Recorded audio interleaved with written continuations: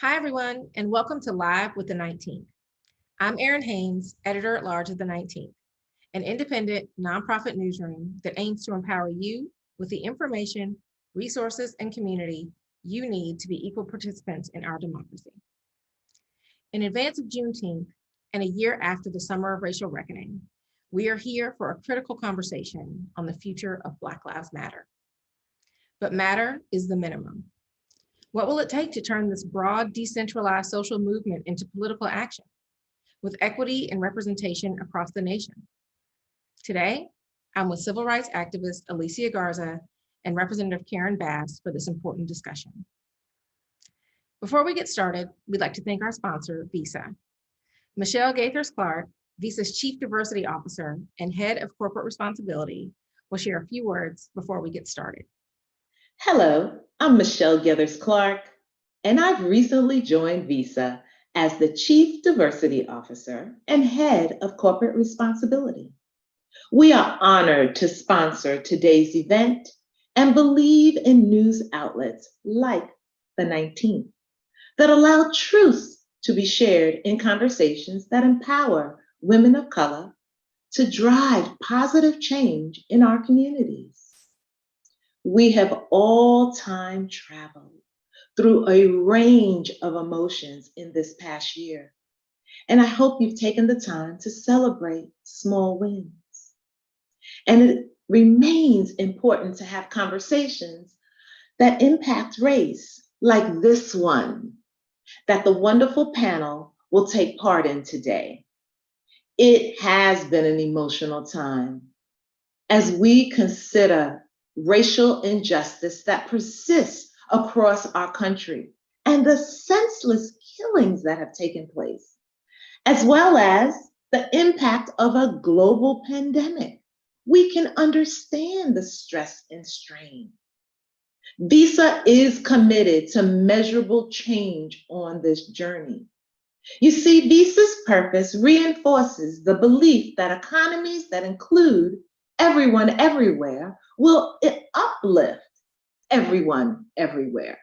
Visa is focused on progressing its public commitment to denounce racism in the fight for equality and equity in our organization and outside of our organization.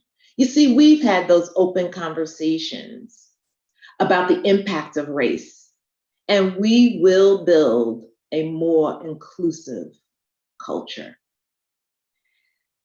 After all, we all share humanity, we share the earth, and we share our communities. It's all connected, and together we can make a greater impact. It is important to value individual identity. As we commemorate Juneteenth, let's pause and commit to change that uplifts others, honors how we feel, and allows it to motivate us to action. Thank you for your time.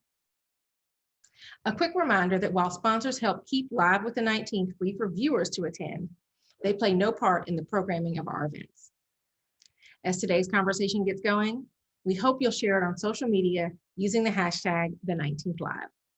And if you're not already, please be sure to sign up for our free newsletter at 19thnews.org/subscribe, where you can find out about upcoming 19th News events. Now, let's introduce our panelists.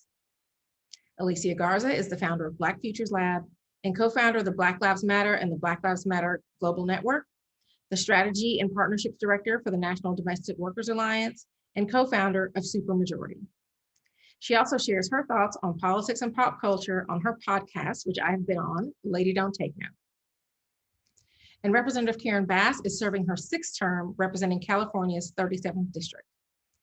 Bass also serves on the House Committee on Foreign Affairs and the House Judiciary Subcommittee on Crime and Terrorism, where she is active in working to craft sound criminal justice reform policies. Bass served as the chair of the Congressional Black Caucus in 2019 and 2020, and was among the women in conversation last year to be vice president. Welcome to you both, and thank you again so much for joining me for this really timely conversation. It's good to be here with you. Thank you for having us. Absolutely. Happy to be here. Thank you both so much. Let's just jump right in. Alicia, I want to start with you actually, because last summer we had a diverse coalition of peaceful protesters in cities around the globe calling for an end to the unrelenting killing of Black Americans at the hands of law enforcement and vigilantes. I just wonder if you can start us off by reflecting on how we got to that point with attitudes around policing and race really far different than when the Black Lives Matter era began. Mm-hmm. Well, it's a good question. I think one of the ways in which we got to this point is that we continued to be persistent and to build off of the gains that were passed on to us, right? We are this generation's imprint on a movement that is much older than us, has been in existence for a long time, because Black people have been being murdered for a long time by state actors, but also by state disinvestment. And so I think it's important to understand this recent uprising in the context of history. I think people often think that movements begin where they enter. And I want to remind us, right, that these movements have been around for a long time. The challenges have been around for a long time, but also the possibilities are expanding and they are endless. And I think in this moment, part of what happened, Errin, is that, so many of us were glued to screens in unprecedented ways because of state lockdowns, because of the pandemic, and because of the ways in which we were being asked to kind of shelter in place. It means that we were looking for more ways to connect, and we were using digital tools to be able to do that. That was our lifeline. And at the same time, for the last decade, at least, we have been projecting images of what's happening in our communities that often don't make the front pages of the newspapers. We've been sharing those images by phone. We've been sharing those images on social media. And I think there was a convergence that happened this past summer where, as all of us are glued to screens, as all of us are feeling a lot of fear and anxiety about our future, we're also seeing in bare terms some of the other problems that we're facing and how those issues are connected. And so I think, learning about Ahmaud Arbery, not just from, word of mouth, but honestly, because of the videos that were being shared. A young man who was jogging in a neighborhood and was pursued by a vigilante pair that happened to be father and son, and then murdered. George Floyd, right, who was courageously caught on camera by Demita Frazier, who we know today, it was just announced she won an honorary Pulitzer Prize, as she should have, for documenting some of the atrocities that are happening in our communities. And I think that it's important for us to also understand that it was these atrocities, these long-going issues that propelled people out into the streets to show their not only their disagreement, right, with the status quo, but also to express their values and their vision. And had that not happened, right, Errin, had that not happened, I don't think we'd be seeing some of the movement that we're seeing right now in terms of legislation. And I certainly don't think we'd be seeing more of the conversation around policing, around public safety, around violence in our communities, and around what are some of the surrounding factors that make it necessary for us to think about how we improve the lives of folks who have been left out and left behind for too long due to rules that have been rigged against our communities for a long time. Yeah. Yeah, and it's so important to put this, context on a continuum to really outline that history. So thank you for doing that. I wonder if you can talk a little bit about what you see as the unfinished work. You talked a lot about what kind of the biggest changes have been in these past few years in this latest uprising. What is the unfinished work now as you see it? Well, I think the unfinished work, honestly, Errin, is very much about making sure that we undo the rules that have been rigged that allow these kinds of instances to happen in our communities, that allow for these types of patterns to exist. We have to take on these questions. And I know Congressperson Bass is, working hard to try to move some of those rules and change some of those rules, but we know we're facing an uphill battle. We changed the political terrain in November. We changed it again in January. And it was really a mandate to Congress for change, real change for real people. And I know that one of the things that we're struggling with here is that there are both archaic rules that are being used to block progress, rules that were used to disenfranchise Black people, right, are now being weaponized in the same way around some of the same issues that they were being weaponized around back then. But I also know, right, that I think there's a mandate for a change in how we look at how governance happens in the first place. So many people have been paying attention, Errin, and trying to figure out why the things that we thought we took to the ballot aren't happening. And I feel like one of the things that we've got to figure out here in terms of real changes in our communities, but also changes in the way that governance is happening, is how do we ensure, right, that the people that we are putting in place to move our agenda, to move our mandate, actually feel accountable to moving that mandate. And that's one of the key challenges that I think we're facing right now, making sure that that message is loud and clear, making sure, right, that we don't take our eyes off the prize and we don't take our eyes off the ball, but also making sure that people feel pressure if they disappoint us. And I think that there's a real tension here, right, around changing who's in the White House, changing the balance of power in Congress, but also making sure that that mandate is front and center every time our legislators sit down to figure out how we move forward.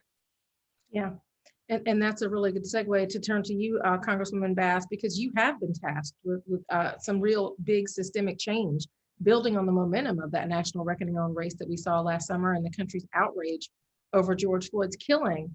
Can you talk a little bit about why you were given this role and kind of where things stand now, to the extent that you can say, with the George Floyd Justice and Policing Act?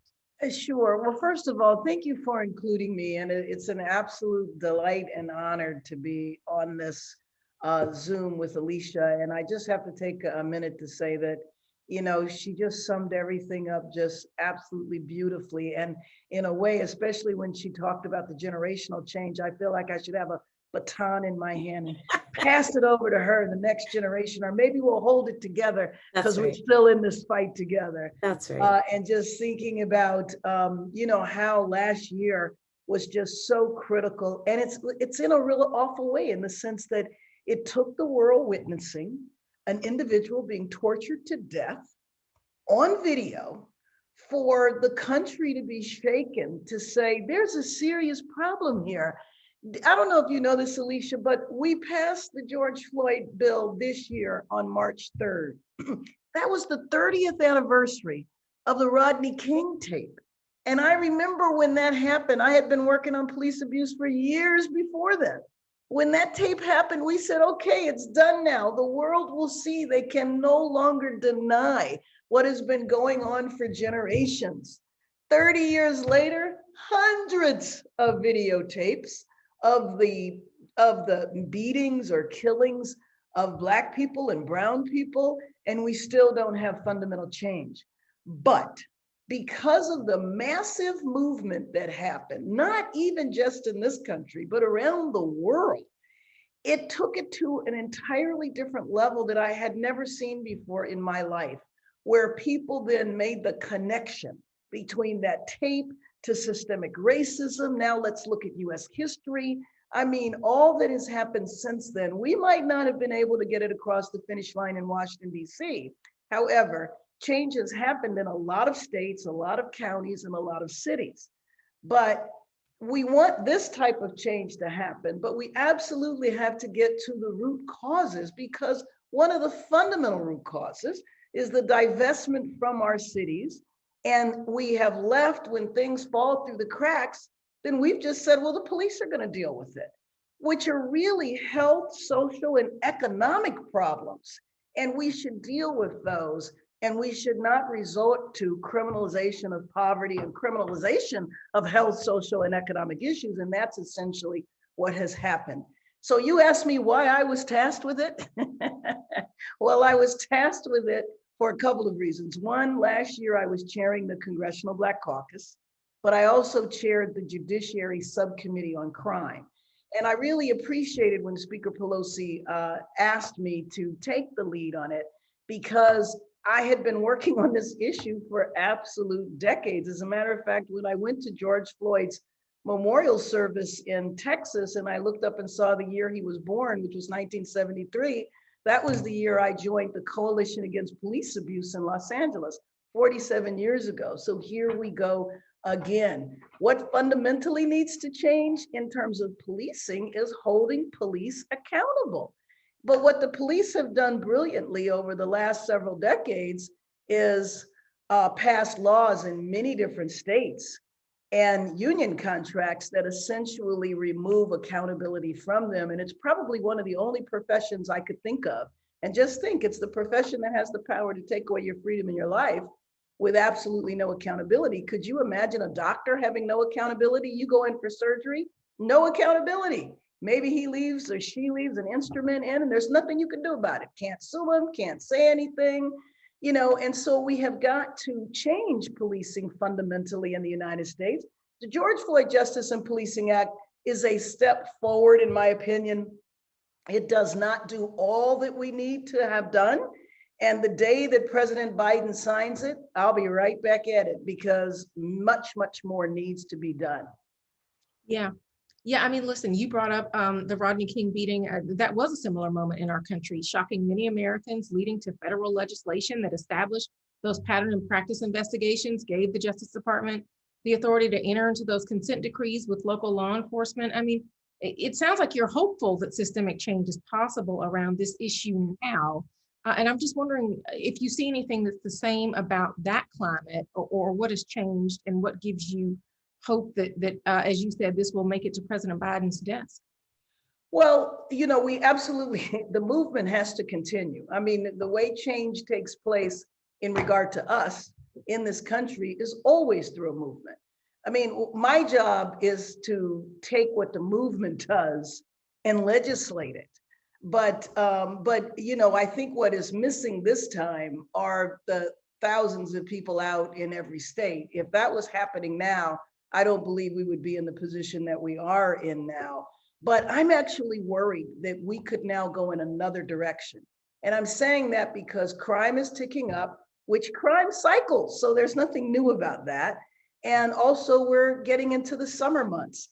And even though the pandemic is getting under control in our communities, the economic devastation because of the pandemic, again, crime is ticking up. Instead of saying, why is crime ticking up? Looking at it in every area and looking for a comprehensive solution, the forces out there are beating the drums to say, police reform, we don't need that. What we need is more cops and more suppression, more repression. And to me, we're right on the verge of that now. But I am hopeful. Again, we finished our job in the House on March 3rd, working with Senator Booker and Senator Scott, 3 African Americans in Congress. We have got to get this done. And I'm hopeful that we will, but I am worried that the clock is ticking. Clock is ticking in terms of legislative cycle, where we're going to be going on a very long break in August. And so we've just got to get this done ASAP. Yeah. Yeah. And you know, Alicia, I just wonder what you think when you hear Congresswoman Bass say that. I mean, that the sense of urgency that she feels that maybe could be lost as we get further into the summer, as lawmakers start to shift their priorities from governing to, frankly, campaigning again. You talked a little bit about this, but I mean, talk more about what you're hearing from Black voters about what they see happening in Congress around the issues that they care about. I mean, you know, the idea of Black Lives Matter, I mean, mattering is the minimum, right? Like they're ready to see action on the things that they voted for last year.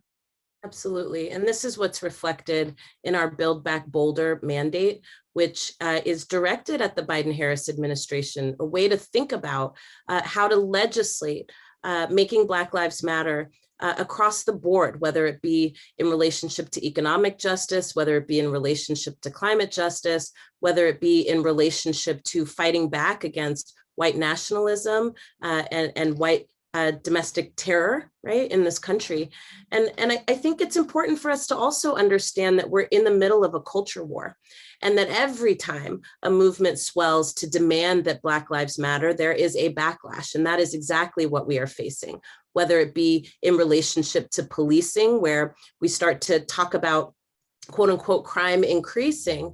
But I think we put it in the wrong context. I mean, we've just come out of a year and a half of people not having the things that they needed, both because the country was shut down and the world was really shut down, but also because we had an administration that wasn't interested in solving problems, especially as it related to our communities. So, you know, there's a way in which, right, the thing that I worry the most about is that conservatives are shaping our dialogue in ways that are very, very dangerous.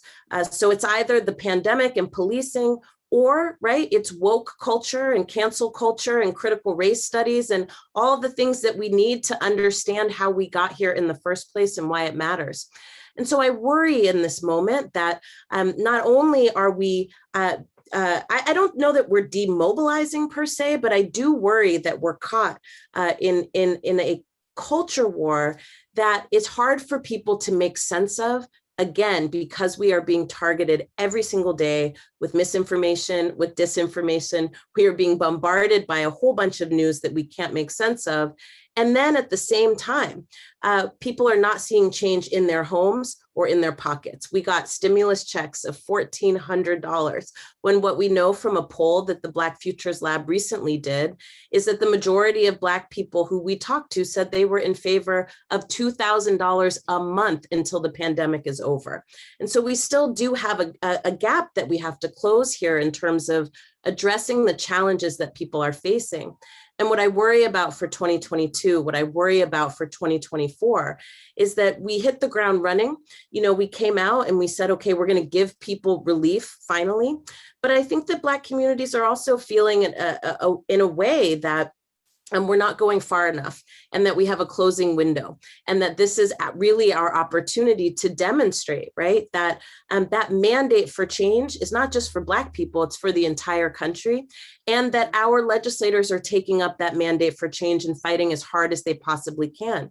I've been saying to everybody that we need to keep the same energy that we had for Brett Kavanaugh and Brett Kavanaugh getting confirmed. I can't get the screams of those women out of my head, right? Occupying those legislative chambers and saying, hey, this is not okay. We need to keep bringing that energy forward, because unfortunately, we have a Republican Party that frankly isn't interested in solutions, is not interested in solving problems.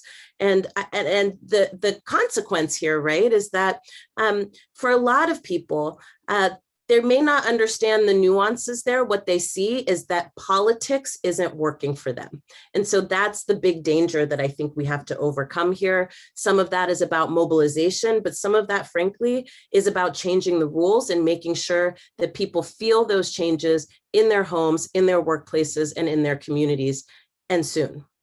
Yeah. Yeah. So Congresswoman, what about some of what Alicia is saying and really governing in the culture war that she described? I mean, many of the Black voters that I talked to, just like Alicia, who delivered that victory for Democrats in November, are really frustrated with what they see as a lack of progress on the issues that they care about, including voting rights and police reform. So what is your message to them about what they can expect from their Congress right now? Well, first of all, my message in general is to get and please stay involved. You know, we have an interesting culture, the American culture, which is pretty historical, and also just doesn't looks at things in isolation and is apolitical. So people see politics as, well, I go to vote, so that's it, as opposed to you put us in office and then expect for us to work miracles, don't see the relationship that you need to stay involved. Alicia in the beginning was talking about the pressure, the accountability. All of that is absolutely critical. And then it's my job to make sure that people understand the process and what is happening. Because look, hey, you put Democrats in charge and we still can't get anything passed? it's important to explain to people why that is. You have to have the supermajority over in the Senate. You have these archaic rules, many of which date back to the voting rights, the civil rights area, the things that were set in place structurally to block us, now we're being used in general. So it's important for us to educate, bring people along, organize, so that people understand that until we get rid of these rules, until we increase our majorities, we are stuck. But you know, at the same time, I have to be held accountable just like everybody else. And it's one of the reasons why I'm just absolutely dead set on getting this done, because people voted for us. We have to show them what they get for their vote. And that's something I think that elected officials don't do. And Democrats, I think, are terrible at it. And so, for example, I mean, the rescue plan brought tons of money into communities. Now we have to struggle in our communities to actually access the money that has come in, but we don't necessarily say after we've done that. The infrastructure package is going to be absolutely key, but we have to make sure that people understand that that's money for jobs. Now we have to fight for those jobs, and we have to make sure when the bill is passed that we don't exclude people who've been formerly incarcerated, because you can have all the jobs in the world. That doesn't mean Black people get the jobs. And so, but we have to be forthright, honest, transparent, hold ourselves accountable, and let people know what is going on, what we're struggling for, and invite them to participate in that struggle as well. Yeah, yeah. And just to stick with some of what you're talking about here, I mean, I wrote in January that the battle for the soul of America that Joe Biden campaigned on was going to continue past his election, and that women were really going to be on the front lines of that battle. And we're seeing that battle kind of play out among Republican women, but also among Democratic women, with progressives and moderates seeming to have different agendas. I mean, so much of the focus has been on bipartisanship. I just wonder what your thoughts are about unity among Democrats around these legislative priorities that you've been talking about. Well, you know, I think the dynamic is different in the House than it is in the Senate. And so even though you hear differences amongst the Democratic caucus in the House, when it comes to the vote, we're united because our majority is so small. It is not playing out that way in the Senate right now because, you know, we have a 50-50 split. But I believe with something like the infrastructure package, where they're going to bypass the filibuster, and we have got to do that around voting rights as well. We absolutely have to. You know, I got to digress for a second. You know, I also work in foreign policy a lot and focus on Africa. And I just have to tell you, if half the stuff going on in our country, when it happens in an African country, we're talking about cutting foreign aid, sanctions, we denounce. I mean, here you have, and what we call it in the international arena is a closing of democratic space. Well, what the heck is going on in half the country, in half the states in the country where they are legislating suppressing the vote? The police violence that happens. When that happens in other countries, boy, we're all about human rights. Our issues are never framed as human rights issues, and they are human rights issues. And so I just feel like, you know, we have to make it clear to people, and that is our responsibility. That's my responsibility personally. Yeah. Yeah, well, Alicia, we've been talking a lot about Congress here, but I want to ask you about the Biden-Harris administration, because they have prioritized addressing racial inequity. And so, you know, I think you and I certainly have talked a lot about this, but I just want to ask you, for the folks watching here, how you would rate the Biden-Harris administration's performance on the issue of racial inequity so far. And what are you personally telling administration officials about what needs to happen now? Well, here we are a little more than 100 days in, and there's been some real successes and yet some real challenges. You know, I've said to you, Errin, directly, and I've said to the administration that I feel that when it comes to economic relief, we're doing a lot better. When it comes to starting to take action around climate change, we're doing a lot better. When it comes to addressing racial inequities, I think we still have a big challenge of trying to get on the same page about what that actually looks like.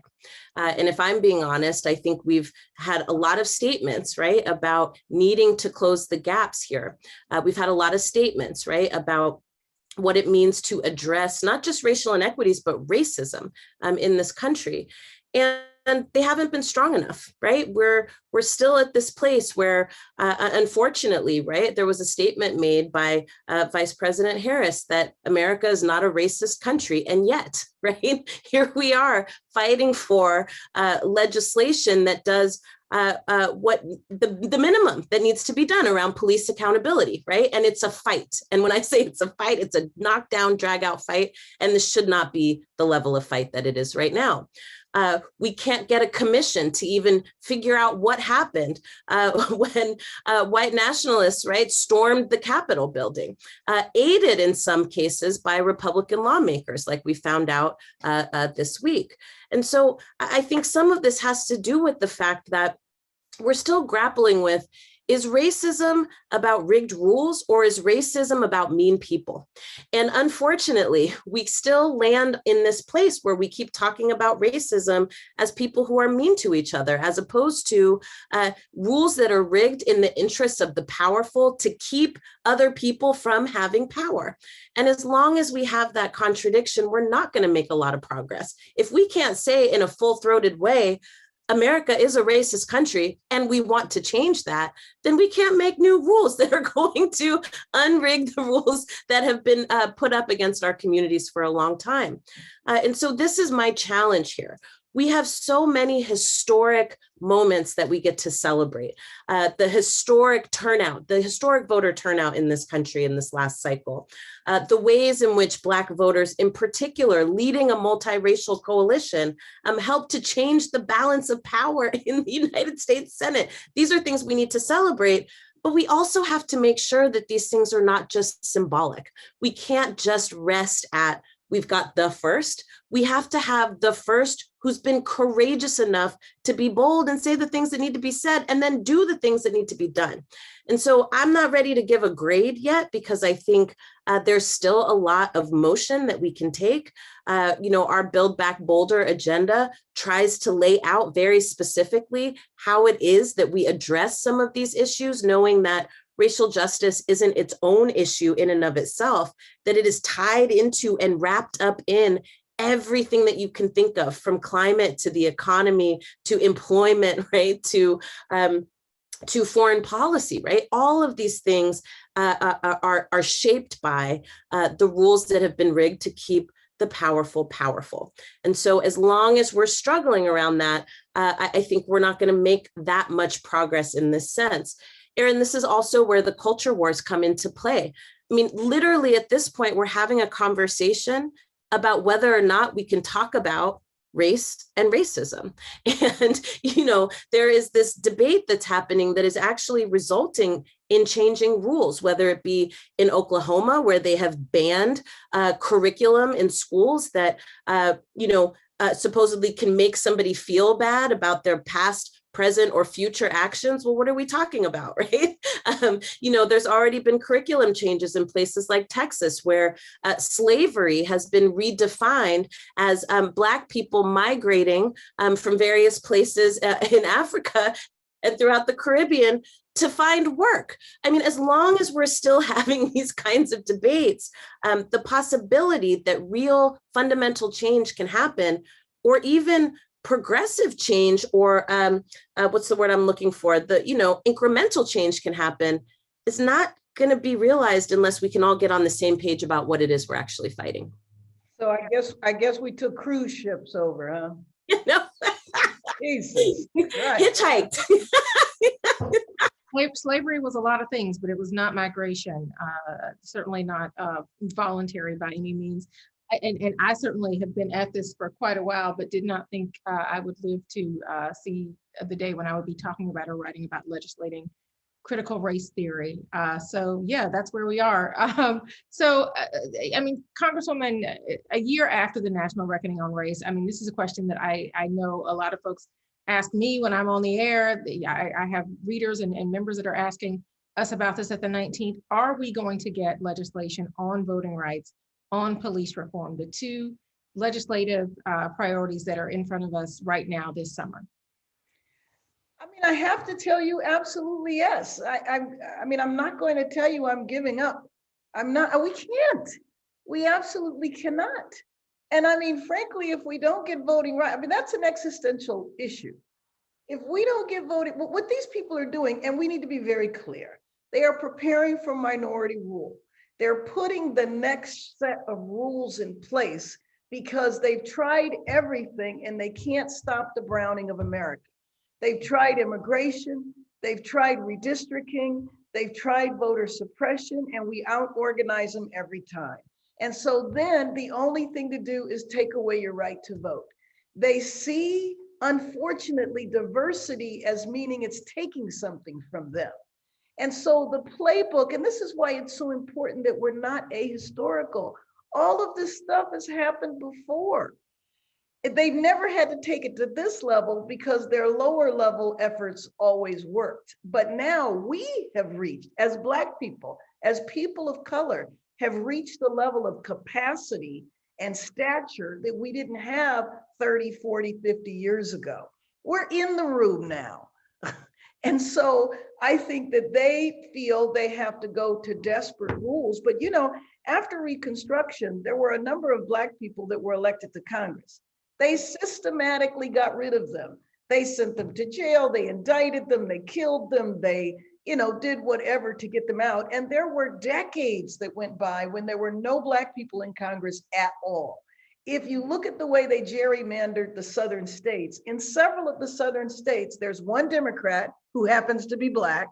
And so clearly in this redistricting, they can get rid of that because they're in control of the state houses. So voting rights is an existential issue. We have to get both of those bills passed.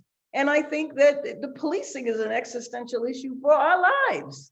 And again, it's not going to cure policing. It is a step forward. And I think it would be a devastating signal, frankly, if we couldn't even get this step forward. And we have to then say what more needs to be done. Yeah. And with that, Alicia, I'm going to give you the last word on this. The Congresswoman sounds hopeful, optimistic, and is not ready to give up. As she said, what is the way forward if legislation does not happen this summer around either voting rights or police reform? Well, we got to stay engaged. We got to stay mobilized. We got to stay hopeful, but we also have to stay mad as hell. I'm going to be honest with you. I think we cannot rest on our laurels at this moment. And we can't just be satisfied, right, with the changes that we've made. Those were the changes that were necessary in order to get to these next steps. And so now we've got to really take this on and own it as if our futures depend on it, because they do. Lastly, I will say, right, that the other thing that we've got to make sure that we're doing is paying attention and staying engaged. I definitely agree with the Congresswoman on this one. You know, the only way democracy works is if we work it. And what we see here in front of us is a whole range of insidious forces that want to make sure that we don't get to have a say over the decisions that are being made about us every single day. So I don't know about you, but that makes me mad as hell. And I am focused and committed to making sure that as many people as possible understand what's going on and understand how they can weigh in on the fight. Well, listen, thank you both so much for this conversation and for really helping me to report on the kinds of issues that are a priority for us at the 19th and that I know are a priority for both of you. Thanks so much. Thank you, Errin. Thank you for your work. Congresswoman. Great to see you, Alicia. Keep it up. We need you. Oh, let's go. Thanks again to Representative Bass and to Alicia, and to all of you for tuning in. And a special thank you to our sponsor, Visa, for making this event possible. We hope you'll join us on June 22nd for our next Live with the 19th event, a celebration of Pride Month, where we'll get to know young trans athletes who are following in the footsteps of other trailblazing athletes championing civil rights across generations. And a reminder that you can get notified by future events by signing up for our free newsletter at 19thnews.org/subscribe. We look forward to welcoming you to the 19th family, and we'll see you at our next event.